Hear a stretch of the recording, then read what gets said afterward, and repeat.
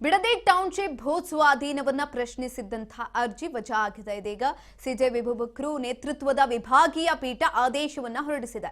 ಸಾರ್ವಜನಿಕ ಹಿತಾಸಕ್ತಿ ಇಲ್ಲದ ರಿಯಲ್ ಎಸ್ಟೇಟ್ ಯೋಜನೆ ಪುನರ್ವಸತಿಗೆ ಯಾವುದೇ ಕ್ರಮವನ್ನ ಕೈಗೊಂಡಿಲ್ಲ ಅಂತ ವಾದವನ್ನ ಮಂಡಿಸಲಾಗಿತ್ತು.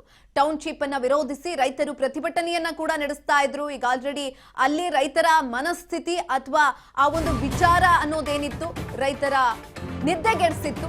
ಇದೀಗ ಬಿಡದಿ ಟೌನ್ಶಿಪ್ ಭೂ ಸ್ವಾಧೀನವನ್ನು ಪ್ರಶ್ನಿಸಿದಂತಹ ಅರ್ಜಿ ವಜಾ ಆಗಿದೆ. ಸಿಜೆ ವಿಭುಬಕ್ರು ನೇತೃತ್ವದ ವಿಭಾಗೀಯ ಪೀಠ ಆದೇಶವನ್ನು ಹೊರಡಿಸಿದೆ. ಕುರಿತಾಗಿ ಸಾರ್ವಜನಿಕ ಹಿತಾಸಕ್ತಿ ಇಲ್ಲದಂತಹ ರಿಯಲ್ ಎಸ್ಟೇಟ್ ಯೋಜನೆ ಪುನರ್ವಸತಿಗೆ ಯಾವುದೇ ಕ್ರಮವನ್ನ ಕೈಗೊಂಡಿಲ್ಲ ಅಂತ ವಾದವನ್ನ ಮಂಡಿಸಲಾಗಿತ್ತು. ಟೌನ್ಶಿಪ್ ಅನ್ನು ವಿರೋಧಿಸಿ ರೈತರು ಪ್ರತಿಭಟನೆಯನ್ನ ಕೂಡ ನಡೆಸ್ತಾ ಇದ್ದಾರೆ. ಹೈಕೋರ್ಟ್ನಲ್ಲಿ ಅರ್ಜಿದಾರ ಮೈಸೂರಿನ ರಾಜೇಶ್ ವಾದವನ್ನ ಮಂಡಿಸಿದ್ದಾರೆ. ಯಾವ ಕಾಯ್ದೆಯ ಯಾವ ಕಾನೂನು ಉಲ್ಲಂಘನೆಯಾಗಿದೆ ತಿಳಿಸಿ ಅಂತ ಕೇಳಿದರು. ಅರ್ಜಿದಾರರಿಗೆ ಸಿಜೆ ನೇತೃತ್ವದ ವಿಭಾಗೀಯ ಪೀಠ ಪ್ರಶ್ನೆಯನ್ನ ಮಾಡಿದೆ. ಹೊಸ ಕಾಯ್ದೆಯಡಿ ಭೂಸ್ವಾಧೀನ ಮಾಡಿಲ್ಲ ಅಂತ ಪ್ರತಿಕ್ರಿಯೆಯನ್ನ ಕೊಡಲಾಗಿದೆ. ಭೂಸ್ವಾಧೀನ ಪರಿಹಾರಕ್ಕೆ ಹೊಸ ಕಾಯ್ದೆಯನ್ನ ಅನ್ವಯಿಸಿದ್ದಾರೆ. ಅರ್ಜಿದಾರರ ವಾದವನ್ನ ತಿರಸ್ಕರಿಸಿ ಪಿಐಎಲ್ ಅನ್ನ ವಜಾಗೊಳಿಸಿದೆ. ಇದೀಗ ಹೈಕೋರ್ಟ್ ಇನ್ನೂ ಕೂಡ ಹೋರಾಟ ಅನ್ನೋದು ನಡೀತಾ ಇದೆ. ಈ ಒಂದು ಸಂದರ್ಭದಲ್ಲಿ ಅರ್ಜಿ ಕೂಡ ವಜಾ ಆಗಿರುವಂತದ್ದು. ಸಿಜೆ ವಿಭುಬಕ್ರು ನೇತೃತ್ವದ ವಿಭಾಗೀಯ ಪೀಠ ಇದೀಗ ಆದೇಶವನ್ನು ಕೂಡ ಹೊರಡಿಸಿದೆ. ಬಿಡದಿ ಟೌನ್ಶಿಪ್ ವಿಚಾರ ಏನಿತ್ತು ರಾಜಕೀಯ ಜಟಾಪಟಿಗೆ ವೇದಿಕೆ ಆಗಿತ್ತು. ಆಲ್ರೆಡಿ ಅಲ್ಲಿರುವಂತಹ ರೈತರು ಕೂಡ ಹೋರಾಟವನ್ನ ಮಾಡ್ತಾ ಇದ್ರು. ಈ ಕುರಿತಾಗಿ ಹೆಚ್ಚಿನ ಮಾಹಿತಿಯನ್ನ ತಿಳ್ಕೊಳ್ತಾ ಹೋಗೋಣ. ನಮ್ಮ ಪ್ರತಿನಿಧಿ ಶಿವು ಸಂಪರ್ಕದಲ್ಲಿದ್ದಾರೆ.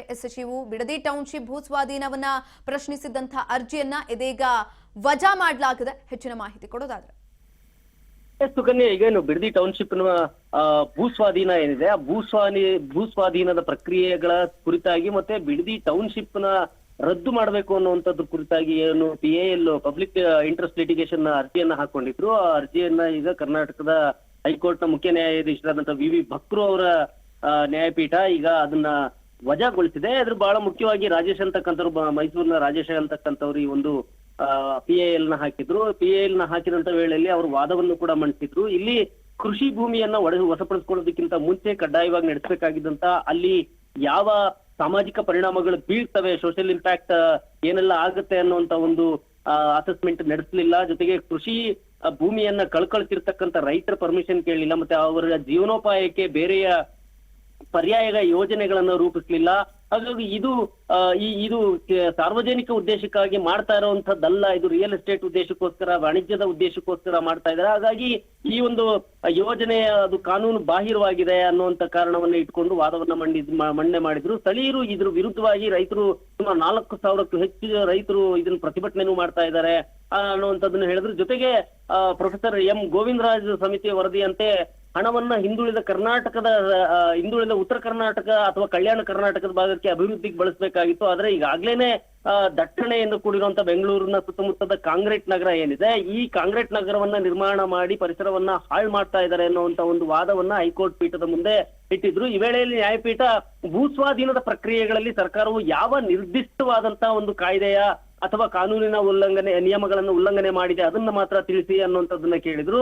ಅದಕ್ಕೆ ಕೇಂದ್ರ ಸರ್ಕಾರದ ಏನು 2013ರ ಹೊಸ ಭೂಸ್ವಾಧೀನ ಕಾಯ್ದೆ ಏನಿದೆ ಆ ಕಾಯ್ದೆ ಪ್ರಕಾರವಾಗಿ ಈ ಒಂದು ಪ್ರಕ್ರಿಯೆ ನಡೆಸಲಿಲ್ಲ ಅನ್ನುವಂಥದ್ದನ್ನ ಅರ್ಜಿದಾರರು ಹೇಳ್ತಾರೆ. ಇದಕ್ಕೆ ರಾಜ್ಯ ಸರ್ಕಾರ ಕೂಡ ಉತ್ತರ ಕೊಡುವಂತದ್ದು ಇಲ್ಲ. ಇದರಲ್ಲಿ ಸ್ಪಷ್ಟವಾಗಿ ಏನು KUD ಇದೆ, ಕರ್ನಾಟಕ ಸರ್ಕಾರವು ಭೂ ಸ್ವಾಧೀನಕ್ಕೆ ಸಂಬಂಧಪಟ್ಟಂತೆ ಕರ್ನಾಟಕ ನಗರಾಭಿವೃದ್ಧಿ ಪ್ರಾಧಿಕಾರಿಗಳ ಕಾಯ್ದೆ ಏನಿದೆ, ಕರ್ನಾಟಕ ಅರ್ಬನ್ ಡೆವಲಪ್ಮೆಂಟ್ ಆಕ್ಟ್, ಇದನ್ನ ಬಳಸ್ಕೊಂಡು ಅದಕ್ಕೆ ಪ್ರಕಾರವಾಗಿನೇ ಎಲ್ಲ ಕಾನೂನನ್ನ ಬಳಸ್ಕೊಂಡೇನೆ ಈ ಒಂದು ಯೋಜನೆಯನ್ನ ತರಂತರಕ್ಕೆ ಭೂ ಸ್ವಾಧೀನ ಪ್ರಕ್ರಿಯೆಗೆ ಮುಂದಾಗಿರೋದು ಅಂತ ಹೇಳಿರೋದೆ. ಹಾಗಾಗಿ ಎಲ್ಲ ವಾದ ಪ್ರತಿವಾದವನ್ನ ಆಲನೆ ಮಾಡಿದಂತ ನ್ಯಾಯಪೀಠ ಈಗ ಸದ್ಯಕ್ಕೆ ಈ ಒಂದು PIL ಏನಿದೆ ಅದನ್ನ ವಜಾಗೊಳಿಸಿದೆ. ಯಾಕಂತ ಹೇಳಿದ್ರೆ ಕಾನೂನಿನ ಉಲ್ಲಂಘನೆಗಳು ನೀವು ಹೇಳಿರುವ ರೀತಿ ಯಾವುದೇ ರೀತಿಯ ಆಗ್ಲಿಲ್ಲ ಅನ್ನುವಂಥದ್ದು ಮೇಲ್ನೋಟಕ್ಕೆ ಕಾಣಿಸ್ತಾ ಇದೆ ಅನ್ನೋ ಕಾರಣಕ್ಕೆ ಈಗ ಹೈಕೋರ್ಟ್ ಪೀಠ ಈ ಒಂದು ಅರ್ಜಿಯನ್ನ ವಜಾಗೊಳಿಸಿರುವಂತದ್ದು.